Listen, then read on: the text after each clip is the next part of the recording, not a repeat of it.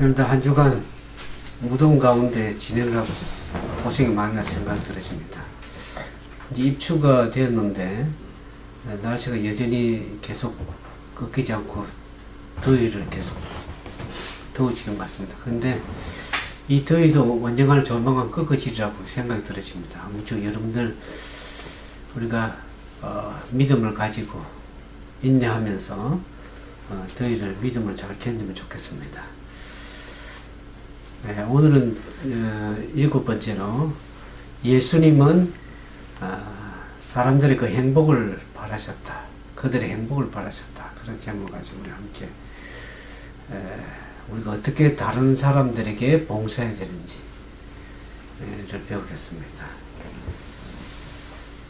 보통 사람들은 어떻게 사람들을 사깁니까? 사귈 때 어떤 나의 유익을 위해서 하는 사람들도 있고, 사람들과의 어떤 교제, 사적인 교제, 또 어떤 사람들은 또 영업하고 비즈니스 하는 분들에게는 어떤 홍보하고 판매하고 더 나아가서 또 활용의 가치가 있는가, 나에게 유익이 되는가, 그런 개념을 가지고 사람들을 사귀는 사람들도 있는 것입니다. 그러나 그리스도인이라 그러면 적어도 사람을 인간관계를 할 때 어떻게 합니까? 그런 나의 유익보다는 다른 사람들에게 그리스도의 사랑을 나타내기 위해서, 또 그들의 유익을 위해서, 그들을 섬기기 위해서, 그들을 돌보기 위해서 그와 같은 그리스도의 사랑의 모습을 가지고 사람들 접근하고 그런 관계를 나눈다면 얼마나 이 세상은 좀 아름답고 행복한 삶이 될 것인가, 그런 생각들을 해보게 되는 것입니다. 첫 번째로 이제 우리가 요나서에 보면 요나가 어떻게 합니까? 하나님의 명령을 받죠. 니느웨 성을 가서, 큰 성읍 니느웨에 가서 외쳐라 그랬습니다. 그 악이 너무나 상달됐기 때문에, 악하기 때문에 그 성을 하나님께 멸망시키기로 하기 때문에 가서 외쳐라 그랬습니다. 40일이 지나면 그 성을 멸망시키겠다. 그래서 그때 그런 하나님의 명령 말씀을 듣고 요나는 어떻게 했습니까? 바로 니느웨로 가지 않고 다시스로 그 반대편으로 돌아갔습니다. 그 모습이 오늘 저와 여러분의 그런 모습이 혹시나 있지 않습니까?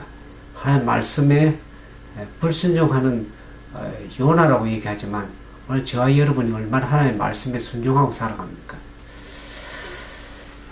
그때 하나님께서 은혜를 베푸셔서 큰 물고기를 준비해서 다시금 그가 회개하고 니느웨에 가서 외쳤을 때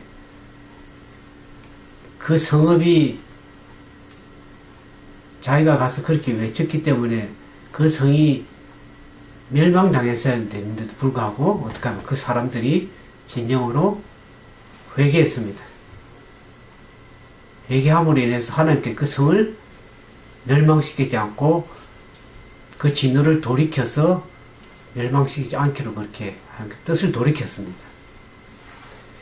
그럴 때 요나가 오히려 그들을 진정으로 회개하도록 이끄시는 하나님의 은혜를 인해서 기뻐해야 됨에도 불구하고 오히려 어떻습니까? 불평하죠. 하나님께 원망합니다.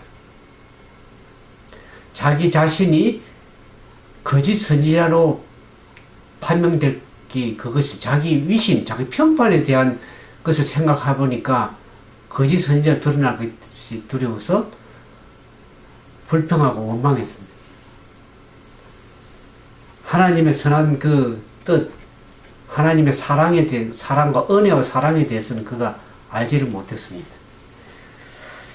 자신의 평판에 눈물어 그는 그 불쌍한 성읍 중에 있는 영혼의 무한한 큰 가치를 보지 못했다. 그래서 하나님께서 한 영혼을 구원하고자 하는, 멸망하기를 원치 않는 구원하고자 하는 하나님의 큰 은혜와 사랑을 그가 보지 못하고 자기 자신의 평판에 더 눈이 어두워졌다 그랬습니다.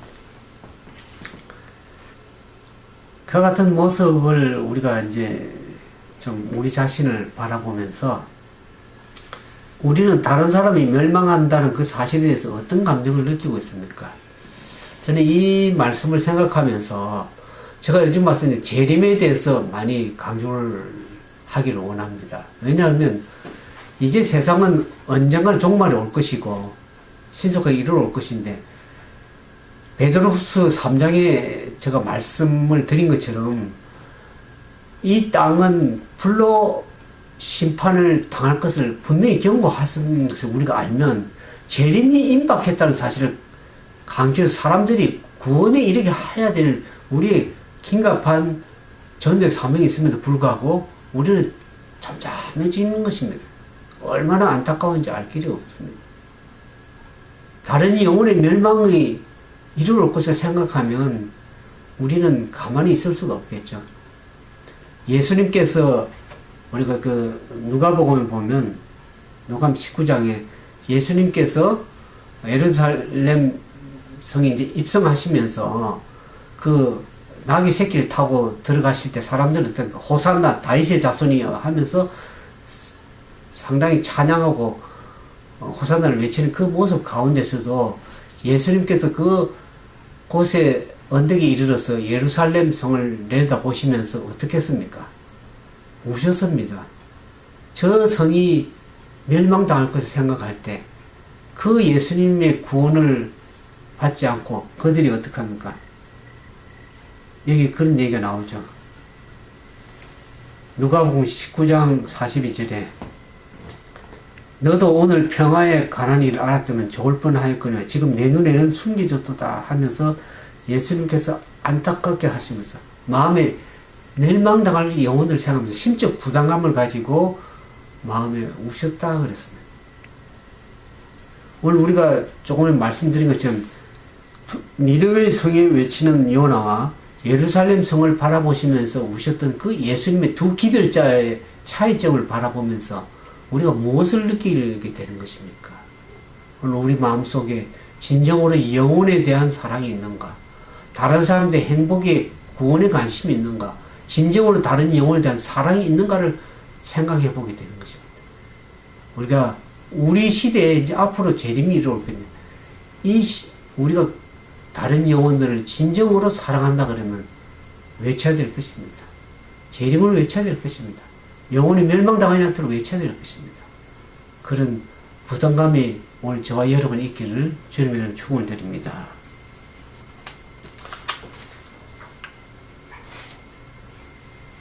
두 번째 소지 보면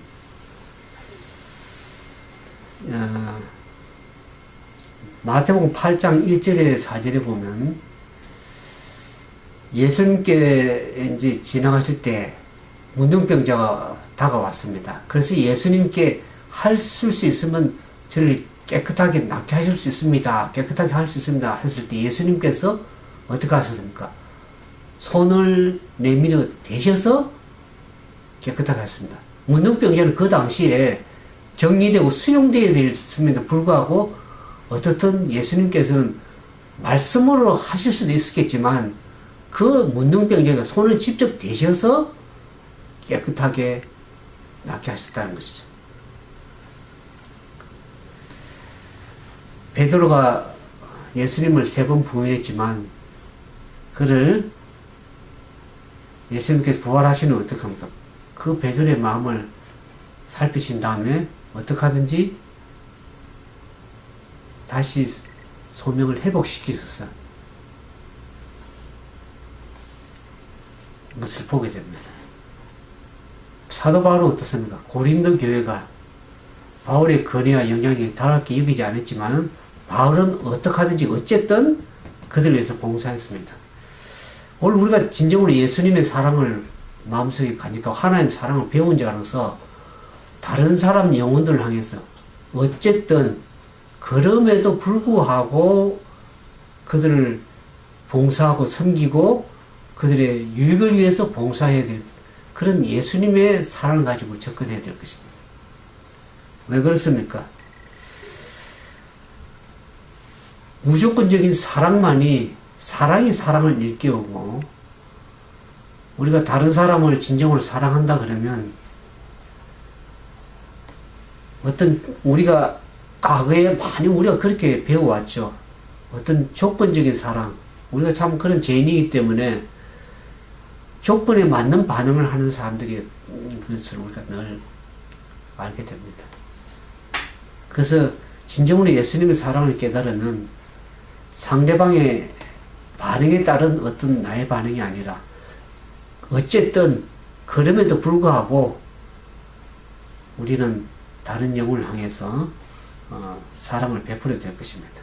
왜냐 그러면 사랑만이 사랑을 일깨우고 그 무조건적인 사랑이 사람을 감동시키게 되고 그 감동을 받은 사람이 진정으로 또 다른 사람을 감동을 주게 되고 그 감동을 인해서 변화되는 그런 모습들이 나타나기 때문에 우리는 어떤 사람에게 나의 유익이 아닌 진정으로 타인의 유익을 위해서 그들의 행복을 위해서 섬기는 그러한 사람들이 되겠다.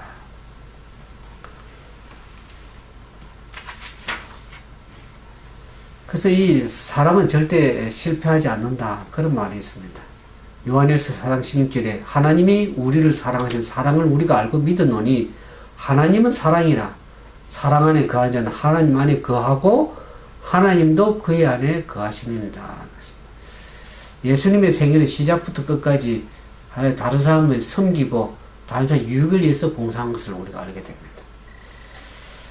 오늘날 많은 사람들이 늘로부터 기독교가 왜 외면을 당하는가 하면서 생각을 해봤었습니다. 오늘날 많은 사람들이 기독교에 대해서 배타적인 그런 외면하는 그런 일들이 있는 것은 결국에 그들의 얘기가 어떤 얘기입니까? 그들의 삶의 모습을 보면서 그들의 행동을 보면서 참 기독교인답지 못하다, 예수를 믿는 사람답지 못하다 그런 삶 얘기를 합니다. 물론 우리의 입으로만 전하는 그런 전도, 그런 사랑이 아니라 진정으로 우리 마음속에서 우러나는 영혼에 대한 사랑을 가지고 우리의 삶 속에 우리의 삶을 통해서 그 사랑이 무조건적인 사랑이 드러나기를 원하는 것입니다. 그런 사랑이 드러날 적에 저들이 깨달음을 갖게 될 것입니다. 기독교에 대한 호의적인 반응을 보이게 될 것입니다. 오늘날 우리 시대는 그와 같은 실질적인 삶의 모습을 세상 사람들 보기를 원하는 것입니다. 우리가 무엇을 믿고 있는지 보다는 무엇을 삶에서 실천하고 있는지를 더 보기를 원하는 것입니다. 오늘 우리가 진정으로 우리 자신을 돌아보고 회개해야 될 것은 우리가 입으로만이 아니라 우리의 입으로 살아간다면서 우리 삶에서는 논쟁적이고 이기적이고 또 언행이 일치하지 않는 그런 기독교 신자의 삶을 바라보면서 많은 세상 사람들이 외면하게 되고 기독교에 대한 호응적인 마음을 갖지 못할 수가 있는 것입니다. 그 사람들이 결국에서 복음과 교회에 대해서 등을 돌리는 그런 경우도 생깁니다. 그래서 예수님은 존경하지만 교회는 싫어한다는 그런 식의 반응을 종종 보게 되는 것입니다. 아무쪼록 우리들이 진정으로 우리 자신을 돌아보고 예수님께서 어떻게 영혼들을 대하시며 하나님께서 어떤 사랑을 가지고 영혼들이 구원받기를 원하는지를 그 하나님의 사랑을 우리 마음속에 주님의 사랑을 예수님을 모시는 그러한 귀한 삶이 되어야 되리라 생각이 들어집니다. 하나님의 사랑은 강제하지 않고 믿어주고 기다려주는 사랑입니다. 쉬운 일은 아니지만 우리가 늘 하나님의 말씀 가운데 서서 또 기도하면서 지혜를 구하고 우리 마음이 무엇을 영혼들을 위해서 나눠줘야 될지를 생각하면서 우리가 그와 같은 믿음의 귀한 삶이 되어야 되라고 그렇게 생각이 들어집니다. 예수님께서 이 마가복음 8장 22절에 25절에 보면 예수님께서 접촉하신 그 맹인이 치료를 하신 그 모습 가운데 그 맹인이 왔죠. 그래서 맹인이 고침을 받기 위해서 왔을 때 예수님께서 눈에 사람들이 데리고 왔습니다. 맹인을 고쳐달라고. 그때 예수님께서 손을 잡고 데리고 나가서 눈에 침을 뱉으시면서 또 만지시면서 무엇을 보이느냐 물었을 때 그 맹인이 뭐라 그랬습니까? 그냥 걸어다니는 나무 같은 사람을 봅니다. 그랬습니다. That look like tree walking around라고 그랬습니다.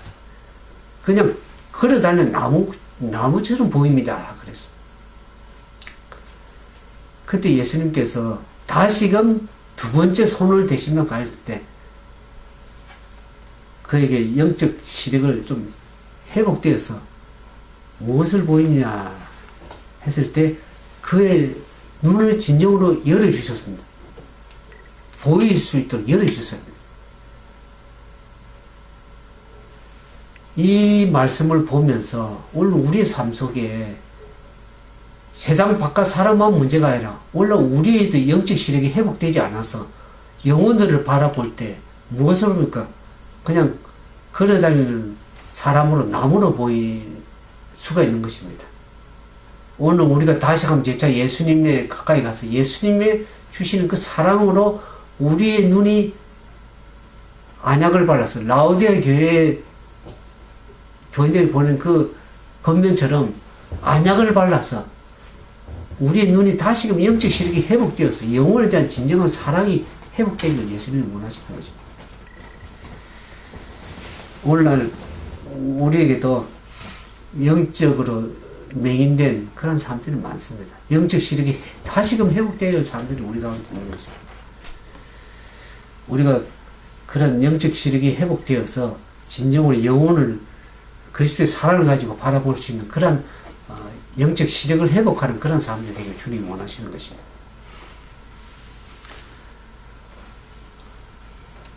여기 보면 이 영감의 교훈에 그런 말씀이 있습니다. 우리 주님께서는 우리들의 타락한 상태를 아셨다. 예수님께서 사람들을 영혼들을 보실 때 겉으로 보이는 그 모습, 그 삶을 보는 것이 아니라 그 너머에 볼 수 있는 영적인 하나님의 관점에서 볼 수 있는 하나님의 사랑으로 볼 수 있는 그런 눈을 가지고 보기를 원하시는 것이죠. 그래서 주님께서 우리들의 타락한 상태를 아시고 보시고 우리에게 은혜가 필요하심을 아시죠. 은혜라는 것은 어떻습니까? 받을 자격이 전혀 없는 사람들이 그런 사람들에게 베푸는 호의를 말하는 것입니다. 그래서 로마서에 보는 것처럼 우리가 아직 죄인 되었을 때 예수님께서 우리를 대신 죽으심으로 말미암아서 하나님의 진정한 사랑을 우리가 확정하셨다고 그랬습니다.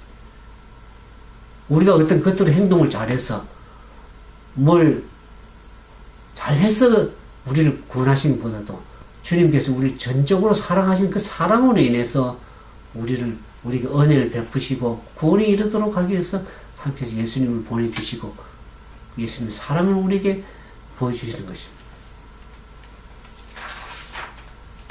그래서 오늘 우리가 하나님의 말씀을 받은 사람으로 하나님께서 부르심을 받은 사람으로서 교회의 일원으로서 우리는 어떤 삶을 살아야 될 것인가 다시 한번 우리 자신을 다시 한번 돌이켜보고 우리가 어떻게 우리 삶에 말씀을 적용하고 살아야 될지를 한번 마지막으로 생각해 보겠습니다.